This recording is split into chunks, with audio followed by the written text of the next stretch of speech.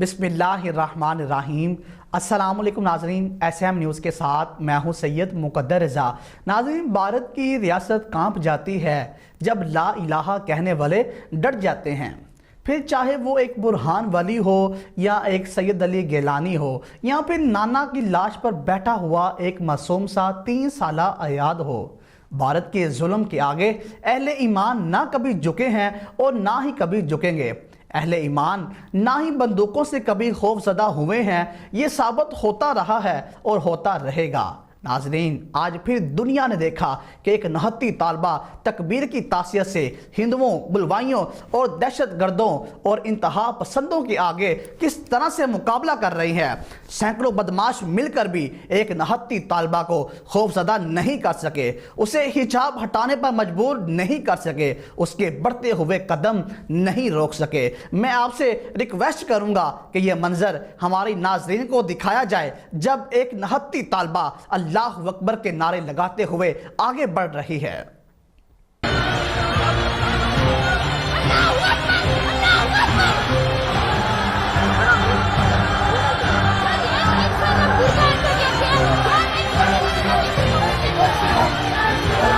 इंतहा पसंदों के आगे डटकर खड़े होने वाली मुस्कान को मैं एक बार फिर सलाम पेश करता हूँ। मेरी ये बहन मुझ समेत नाज़रीन तमाम दर्द दिल रखने वाले, कानून की इज्जत करने वाले और अहले ईमान इस मासूम के साथ हैं। हमें फ़ख्र है उस पर।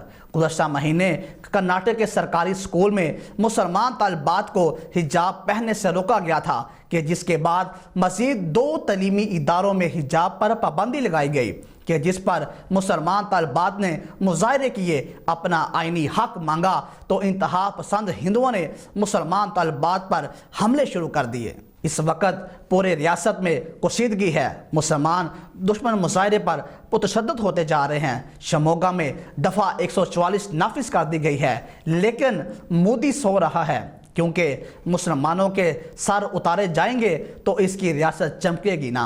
ये सब जानते हैं। हिजाब का मुकदमा कर्नाटक की हाई कोर्ट में ज़ेर समाअत है। हिजाब की आइनी हैसियत ज़ेर बहस है। क्या ये दुनिया की सबसे बड़ी नामनिहार सेकुलर जमहूरियत में मजहबी इम्तियाज़ और मुनाफरत की कोई गुंजाइश हो सकती है? एडवोकेट जनरल ने कर्नाटक की अदालत को बताया कि हिजाब के मामले में कानून के पाबंद होंगे और जज्बात से नहीं चलेंगे, लेकिन हिंदुस्तान की तारीख गवाह है, वहाँ ना इंसानियत देखी गई है कभी और ना ही कोई कानून देखा गया है। वहाँ सिर्फ नफ़रत और नफ़रत और नफ़रत। अफसोस कि दुनिया खामोश है, लेकिन इतना तो मुझे भी अब समझ आने लगा है नाजरीन कि दुनिया में इंसान कम और 2 टांगों वाले जानवर ज़्यादा हो गए हैं कि जिनके सीनों में दिल नहीं, सिर्फ मफादात धड़कते हैं।